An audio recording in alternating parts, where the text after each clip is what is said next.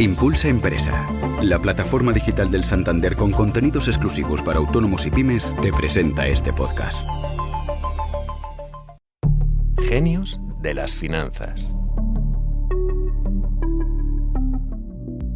Fundó Bridgewater en un apartamento de 2 habitaciones de Manhattan y lo convirtió en el mayor hedge fund del mundo gracias a sus complejos análisis de la economía y las finanzas globales, los cuales le permitieron predecir la crisis financiera de 2008. Somos Amayor Maechea y Antonio Santamaría. Y hoy en Genios de las Finanzas hablamos sobre Ray Dalio.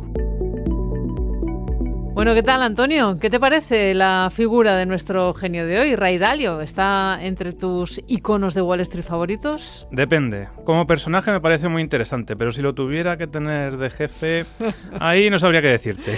Bueno, luego vamos a explicar por qué dices eso, pero primero vamos a comenzar por repasar la vida de Ray Dalio desde el principio, si te parece, porque... Recordemos, él nació en Nueva York en 1949. Su padre era músico de jazz y su madre ama de casa, así que el interés por los mercados financieros, desde luego, no le viene de la familia. A no ser que las canciones que tocaba su padre estuvieran inspiradas en la bolsa, no creo.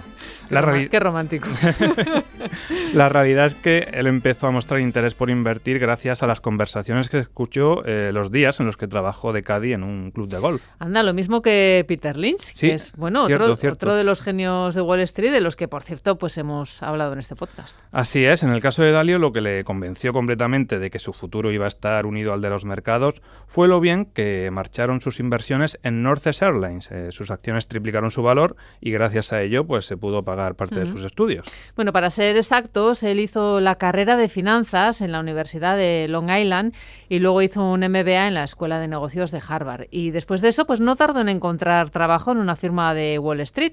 Shearson Hayden Stone se llamaba esa firma, aunque, bueno, hay que decir que su aventura duró menos de un año.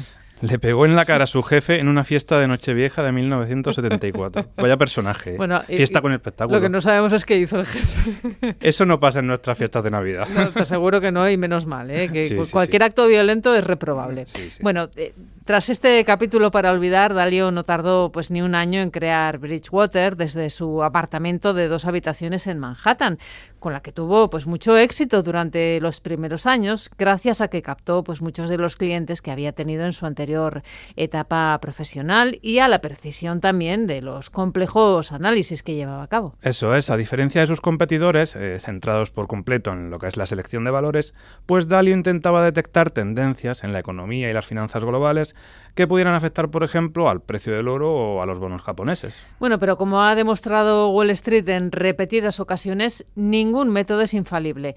Y Dalio cometió un terrible error al predecir en 1982 que el mercado entraría en una espiral bajista, pues porque Estados Unidos caería en recesión. Pero ocurrió justo lo contrario y a raíz de ello su fondo se desplomó, la mayoría de sus empleados fueron despedidos y bueno, él tuvo que pedir dinero a su padre, al músico de jazz. Sí, este fue un capítulo muy importante en su vida porque le sirvió de cura de humildad y le hizo ver que había sido, abro comillas, un arrogante imbécil.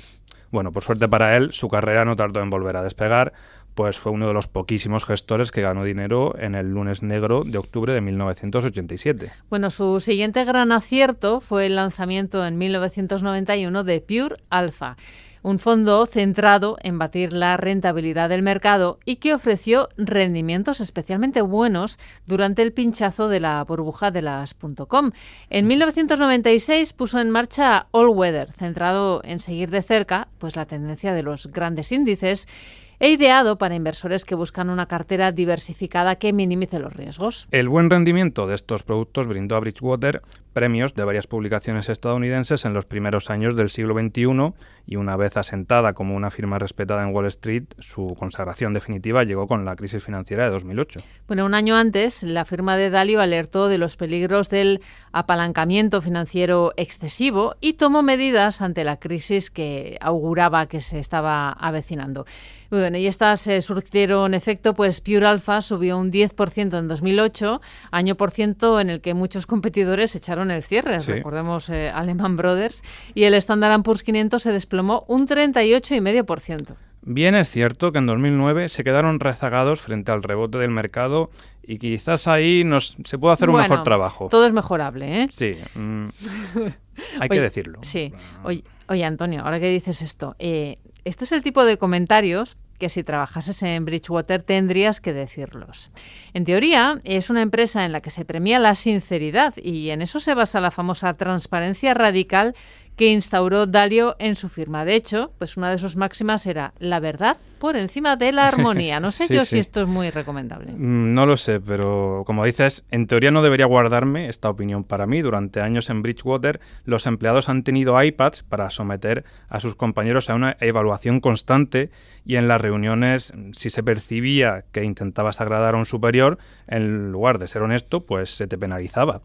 Esto derivó en denuncias internas un tanto extrañas, porque, por ejemplo, un día que los guisantes no estaban bien en el comedor, pues hacía una investigación. El propio Dalio abrió otra porque se encontró una mancha de orina en el baño, en fin. Él decía que todo esto era porque se perseguía el objetivo de que no se dijera a las espaldas de los compañeros lo que no les dirías a la cara. Yeah. Pero bueno, a ver, siempre desde fuera, porque yo no he trabajado en Bridgewater, parece algo complicado con lo que lidiar. Yo creo que es un problema más que otra cosa, pero bueno, o sea, cierto grado de sinceridad, bien, ya excesiva sinceridad yo creo que no lleva cosas buenas, pero bueno, él sabrá lo que hace. Bueno, teniendo en cuenta que durante años una cuarta parte de la plantilla se iba tras su primer año allí, yo creo que los propios empleados estarían muy de acuerdo con nosotros. Bueno, Dalio tiene una conferencia en la que comparte el correo electrónico de un empleado en el que le critica por prepararse poco una reunión y utiliza eso precisamente como defensa de la transparencia radical, ya que en casi ninguna empresa pues alguien se atreve a ser tan honesto con su superior. Bueno, a ver, las cosas como son. Con esta filosofía ha levantado un gigante de Wall Street. Eso es un hecho objetivo. O a pesar de esta filosofía, ¿no? Claro, es la otra cara de la moneda, pero bueno. Eso es así, aunque una de sus sucesores al frente de Bridgewater, Nir Bardea, ha dicho que había que evolucionar, ¿no?, esa transparencia radical. Hay que decir que Dalio se retiró de lo que es la gestión del día a día del fondo en 2022 y desde entonces pues dispone de mucho tiempo libre y se ha dedicado a escribir su sexto libro. Se titula ¿Cómo se arruinan los países? Por si hay algún interesado. Ahí sí, es que a Dalio le gusta mucho hablar sobre el capitalismo. Fíjate que él dice que hay que cambiar muchas cosas del sistema por la elevada desigualdad que existe y propone también modificar las métricas clásicas que utilizamos para medir el crecimiento económico. Pero cuando se le pregunta si habría que aumentar los impuestos a las grandes fortunas, no responde de manera directa. Dice que lo mejor es incentivar la inversión privada en proyectos filantrópicos. Ahí se pincha hueso, ¿no? Bueno, desde luego, Ray Dalio, hay que decir que no es votante del ala más izquierdista del Partido Demócrata, no apoya a Bernie Sanders. De hecho, asegura que el único candidato al que ha apoyado económicamente es John McCain, el republicano, que perdió, recordemos, con Obama en 2008. En este caso no apostó por caballo ganador. Bueno, todo el mundo comete errores de vez en cuando, incluso Ray Dalio. Bueno, pues hasta aquí nuestro repaso a la vida de Ray Dalio, el fundador de Bridgewater y una de las figuras pues más importantes de este siglo en Wall Street. Muchas gracias por escuchar este podcast que realiza Tamara Vázquez y dirige Amparo Polo.